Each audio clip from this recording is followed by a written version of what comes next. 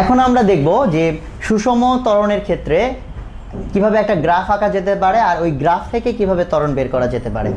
Graph আঁকা তো এখন তোমাদের কাছে নিশ্চয়ই অনেক সোজা হয়ে গেছে, ডাল ভাত হয়ে গেছে। তো আমি প্রথমে একটা উদাহরণ ধরে নিচ্ছি। এখানে আমরা বিভিন্ন বেগের মানগুলো লিখব, আর এখানে লিখব হচ্ছে সময়, সরি এখানে সময় লিখি, এই পাশে সময়, আর বিভিন্ন সময় বেগের যে মান সেটা লিখব। সময় যখন 0 সেকেন্ড, 0 সেকেন্ড দিয়ে বোঝাচ্ছি হচ্ছে যে আমার কাউন্ট শুরু, যখন আমার গণনা শুরু, তখন মনে করো বেগও 0 ছিল, ধরলাম যে থেমেছিল। যখন সময় 1 সেকেন্ড, তখন মনে করো বেগটা বেড়ে হয়ে গেছে 4 মিটার পার সেকেন্ড, 0 থেকে 4।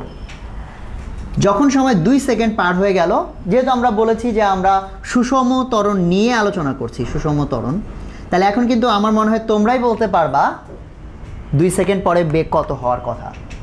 এই 1 সেকেন্ডে বেগ বেড়েছে 4, তাহলে এই 1 সেকেন্ডে আরও 4 বাড়বে, আরও 4 বেড়ে বেগ হবে 8 মিটার পার সেকেন্ড। যদি 3 সেকেন্ড চলে যায় আরও 4 বাড়বে 12 মিটার পার সেকেন্ড। 4 সেকেন্ড যদি চলে যায় তাহলে আরও 4 বাড়বে 16 মিটার পার সেকেন্ড। 5 সেকেন্ড হয়ে গেলে 20 মিটার পার সেকেন্ড, এরকম সোজা। এখন আমরা প্রথমে এই ঘটনাটার একটা গ্রাফ আঁকবো, গ্রাফে দেখাবো, এবং গ্রাফ থেকে দেখব যে আমরা কিভাবে ত্বরণ বের করতে পারি। তো গ্রাফ আঁকার জন্য আমি দুটো অক্ষ আঁকলাম। অক্ষের এই দিকে আমি সময় বসাবো আর এই দিকে বসাবো বেগ। এখন এটাকে ধরলাম 0, 0 টাইম 0, এখানে 1 সেকেন্ড, 2, 3, 4, 5 সেকেন্ড আছে, আমি 5 সেকেন্ড পর্যন্তই লিখলাম। আর বেগের এখানে আছে 20 পর্যন্ত, আমি এটাকে ধরলাম 4, এটাকে ধরলাম 8, এক এক ঘরকে 4 করে ধরছি, 12, 16, 20। এখন দেখো সময় যখন 0, বেগও ছিল 0, তাহলে সময় যখন 0, বেগও তখন, এই যে বেগের 0 হচ্ছে এটা, বেগও তখন 0। সময় যখন 1, বেগ তখন 4, সময় যখন 1, বেগ তখন 4, এই যে এখানে এই পয়েন্ট। যখন 2 তখন 8, আমি ঝটপট এঁকে যাই, 2 এর সময় হচ্ছে 8, 3 এর সময় হচ্ছে 12, 4 এর সময় 16, 5 এর সময় 20। তোমরা বাসায় সুন্দর করে আঁকবে স্কেল দিয়ে, যদি ঠিক মতো আঁকো তাহলে দেখবে যে এগুলো যদি সব যোগ করো এরকম একটা সরল রেখা আসবে। আমি এগুলো দেখার সুবিধার্থে এগুলো মুছে দিচ্ছি। তাহলে আমরা দেখতে পাচ্ছি এখানে একটা সরল রেখা আসছে। তার মানে সুষম ত্বরণের ক্ষেত্রে তুমি যদি সময় বনাম বেগের গ্রাফ আঁকো তাহলে সেই গ্রাফটা কিন্তু হবে একটা সরল রেখা এরকম। এখন এই যে গ্রাফটা আমরা পেলাম, দেখো গ্রাফের মিনিং কিন্তু ইতিমধ্যে আমরা ফিজিক্যাল মিনিং জানা শিখে গেছি, কাজে আমি গ্রাফ দেখে বলতে পারি ঘটনাটা কি। গ্রাফ উপরে উঠতেছে মানে কি, বেগ বেড়ে যাচ্ছে, কার সাথে সাথে, সময়ের সাথে সাথে। এখন আমরা জানতে চাই বেগ কি হারে বাড়ছে। আমরা জানি যে আমি যদি হিসেব করি তাহলে হিসেবটা আমি প্রথম দিকে করি, মাঝখানে করি আর পরে করি, যখনই করি না কেন একই রেজাল্ট আসবে। কেন একই রেজাল্ট আসবে? কারণ সুষম ত্বরণ, একই হারে ত্বরণ বাড়বে। তো মনে করো আমি প্রথম দিকে সময় যখন 1 সেকেন্ড থেকে 2 সেকেন্ড হলো, ওই সময়ে বেগ ত্বরণ কত ছিল এটা আমি হিসাব করতে চাই। তাহলে চলো সেই হিসাবটা আমরা এখানে দেখি। আর আমরা আগেই জানি যে রেজাল্ট কত আসা উচিত, দেখি সেটা আসে কি না। তাহলে আমি 1 সেকেন্ড থেকে 2 সেকেন্ড যে সময়কালটা, এই সময়টা, এই সময়ের এই যখন ঘটনাটা ঘটতেছিল এই সময়টুকুর মধ্যে তখন ত্বরণ কত ছিল। তাহলে ত্বরণ যদি বের করতেই চাই, ত্বরণ ইকুয়াল টু, দেখো যখন সময় 2 সেকেন্ড, এই যে এই পয়েন্টটা নিলাম 2 সেকেন্ডের, আর যখন সময় 1 সেকেন্ড তখন এই পয়েন্ট, তাহলে আমাদেরকে উপরে বসাতে হবে বেগের পরিবর্তন। বেগের পরিবর্তন মানে যে ভি মাইনাস ইউ, শেষ বেগ মাইনাস আদি বেগ, আর নিচে বসাতে হবে ওই বেগটুকু যত সময়ের মধ্যে পরিবর্তন হয়েছে। তাহলে দেখো এইখানে 2 সেকেন্ড যখন সময় তখন বেগ ছিল 8, সো ভি এর মান হচ্ছে 8 মাইনাস 1 সেকেন্ড যখন তখন বেগের মান হচ্ছে 4, এই 8 মাইনাস 4, 8 হচ্ছে এই যে পুরা দাগটা আর 4 হচ্ছে এই দাগটুকু। তাহলে পুরা দাগ থেকে এই দাগটুকু বাদ দিলে থাকে হচ্ছে এই দাগটুকু, এই যে এইটা হচ্ছে এটা, ডিভাইডেড বাই টাইম। কোন টাইম? যে এই যে বেগটা এখান থেকে এখানে এটা হলো, এটা কত সময়ের মধ্যে হলো। তাহলে সময়টা হচ্ছে কিন্তু দেখো 2 সেকেন্ড মাইনাস 1 সেকেন্ড মানে হচ্ছে 2 মাইনাস 1 মানে মোট সময়টা হচ্ছে 1 সেকেন্ড। তাহলে উপরে আসলো 4, নিচে হচ্ছে 1, তাহলে 4, এবং একক হচ্ছে মিটার পার সেকেন্ড স্কোয়ার। এবং দেখো আমরা কিন্তু জানতাম এটি রেজাল্ট আসা উচিত, কারণ আমরা এমনভাবে তথ্য নিয়েছিলাম যে বেগ প্রতি সেকেন্ডে 4 করে বাড়ছিল। এখন কেউ একজন ভাবলো যে না আমি এই জায়গায় হিসাব করব না, আমি অন্যরকমভাবে হিসাব করব। করো, কোনো সমস্যা নাই। আরেকজন মনে করো এই পয়েন্টটা নিল, মনে করো এই পয়েন্ট নিল, আর হচ্ছে মনে করো একদম এই পয়েন্টটা নিল, নিয়ে সে এই সময়কালের মধ্যে ত্বরণ কত ছিল, দ্যাট ইজ এই 2 সেকেন্ড থেকে 5 সেকেন্ড, এই সময়টুকু সময়কাল যখন, তখন ত্বরণ কত ছিল এটা হিসাব করতে চাইলে দেখো এখান থেকে আমি একটা দাগ টানি 5, এখান থেকে দাগ টানি 2, আর এই বরাবর একটা দাগ টেনে দিই।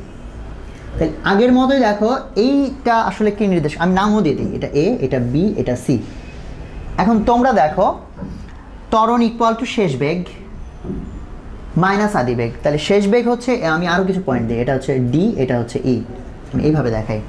তাহলে শেষ বেগ মানে হচ্ছে কিন্তু যে এইটা 20, যেটা এই যে এই রেখাটা নির্দেশ করে বিডি শেষ বেগ, মাইনাস আদি বেগ হচ্ছে এই যে এই রেখাটা এই যেটা, সেটা আদি বেগ নির্দেশ করে, বিডি মাইনাস এই, ডিভাইডেড বাই টাইম হচ্ছে এই যে এটা, টাইম হচ্ছে এইটা যেটা, দ্যাট ইজ হচ্ছে কি এসি বলতে পারো বা ইডি বলতে পারো, একই কথা, ইডি বা এসি যে কোনো একটা বললেই হলো। এখন দেখো এখানে বিডি মাইনাস এই, আমরা চাইলে বিডির এর পরিবর্তে সিডি লিখতে পারি। আসলে কিন্তু তোমরা, আমি জানি যে তোমরা এর চেয়ে আরও ইজিলি একবারই করে ফেলতে পারো, আমি একটু কঠিন করে দেখাচ্ছি, ঘুরিয়ে পেঁচিয়ে দেখাচ্ছি। তাহলে বিডি মাইনাস এই জায়গায় আমরা লিখে দিলাম হচ্ছে সিডি, এই জায়গায় সিডি লেখার পর নিচেটা ইডি থাকলো। এখন দেখো সুবিধা হচ্ছে বিডি থেকে যদি আমি সিডি বাদ দেই, তাহলে থাকে হচ্ছে বিসি, আগেও আমরা দেখেছিলাম যে এই অংশটা থাকে, ডিভাইডেড বাই ইডি। এখন দেখো বিসির মান কত, বিসির মান হচ্ছে এইটুকু মানে হচ্ছে এই যে পুরোটা ছিল 20 মাইনাস এইটুকু 8, 20 থেকে 8 বাদ দিলে থাকে হচ্ছে 12, বা তুমি সরাসরি মেপে দেখো 4 4 4 3 4 12, মানে বেসিক্যালি 12 আসছে কিন্তু এই দুইটার বিয়োগফল থেকে, এবং এই দুইটা মানে কি বুঝতেই পারছো, শেষ বেগ মাইনাস আদি বেগ, ডিভাইডেড বাই টাইম ইডি, এই টাইমটুকু কত, 5 সেকেন্ড না 2 সেকেন্ড।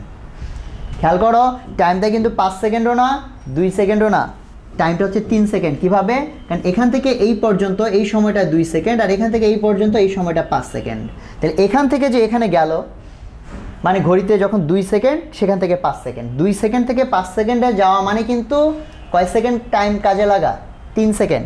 কীভাবে আসছে সেটা, এই যে এভাবে দেখো, ইডি মানে হচ্ছে, আমি এইভাবে লিখতে পারি চাইলে, এটা মনে করো ও বিন্দু, ইডিকে আমি লিখতে পারি ওডি মাইনাস ওই, ওডি মানে হচ্ছে 5 মাইনাস ওই মানে হচ্ছে 2, 5 মাইনাস 2 মানে হচ্ছে 3 সেকেন্ড। আর তোমরা বলতে পারো যে এত কষ্ট করে করার কি দরকার, আমরা দেখেই বুঝি, হ্যাঁ দেখে বুঝলে তো আরও ভালো, যে এই সময়টা হচ্ছে 3 সেকেন্ড। তাহলে 12/3। দেখো এবার আমি অন্যভাবে হিসেব করেছি, বা রেজাল্ট কিন্তু আসছে আগেরটাই। অর্থাৎ এই জিনিসটা খুবই সোজা, যে যদি তুমি বেগ বনাম সময়ের গ্রাফ এঁকে সেই গ্রাফের ঢাল নাও, খেয়াল করো গতদিন মানে একটু আগের লেকচারে আমি কিন্তু তোমাদেরকে ঢাল কি জিনিস সেটা বলেছিলাম। সো আজকে কিন্তু তোমাদের সেটা বোঝা কথা যে ঢাল জিনিসটা কি, এবং ঢাল থেকে বেগ বের হচ্ছে কি, সরি বেগ না তো ত্বরণ বের হচ্ছে কি না। খেয়াল করো ঢাল হিসেবে যদি চিন্তা করি, এটাকে ঢাল বলে। কিভাবে ঢাল মানে ছিল ট্যান থিটা, যেখানে যে থিটা হচ্ছে এই যে এটা, এই অনুভূমিক রেখার সাথে মূল গ্রাফের রেখাটা যে কোনো তৈরি করে। আর ট্যান থিটা মানেই হচ্ছে লম্ব বাই ভূমি, লম্ব মানে হচ্ছে বিসি, ভূমি মানে হচ্ছে এসি বা ইডি, যেটা ইচ্ছা বলো। তাহলে বিসি মানে ছিল এখানে 12, এই যে বিসি মানে 20 মাইনাস 8 মানে 12, আর এসি বা ইডি মানেই হচ্ছে কয় সেকেন্ড, 3, 12/3 মানে যে 4 মিটার পার সেকেন্ড স্কোয়ার। তার মানে আমি টোটাল কথাটা একবারে বলে ফেলি, যে বেগ বনাম সময় গ্রাফ এঁকে সেই গ্রাফ থেকে যদি আমরা ঢাল বের করি তথা পরিবর্তনের হার বের করি, কার পরিবর্তনের হার, বেগের পরিবর্তনের হার, কার সাপেক্ষে, সময়ের সাপেক্ষে। তাহলে বেগের পরিবর্তনের হার সময়ের সাপেক্ষে বের করলে সেই ঢালকেই বলে হচ্ছে ত্বরণ। তাহলে এখন বেগ আর ত্বরণের মধ্যে একটু মিল আর অমিল দেখাই। খেয়াল করো আমরা কিন্তু এর আগেও ঢাল বের করেছিলাম, সেটা কিসের ঢাল ছিল, সেটা ছিল সময় বনাম সরণের গ্রাফ এঁকে সেই গ্রাফের যদি ঢাল নাও, সরণ সময় গ্রাফ এঁকে সেখান থেকে যদি ঢাল নাও, সেই ঢাল নির্দেশ করে আসলে পরিবর্তনের হার। ঢাল মানে পরিবর্তনের হার, কার পরিবর্তনের হার, সরণের পরিবর্তনের হার সময়ের সাপেক্ষে। সরণের পরিবর্তনের হারকেই বলে বেগ। আর এখন যেটা দেখলাম সেটা হচ্ছে সময়ের সাপেক্ষে বেগের গ্রাফ আঁকতে হবে আগে। সেই গ্রাফের যদি ঢাল আমরা নেই, সেই ঢাল নির্দেশ করে বেগের পরিবর্তনের হার। আবারও খেয়াল করো, এই গ্রাফের ঢাল মানে হচ্ছে সরণের পরিবর্তনের হার, তার অর্থ হচ্ছে বেগ।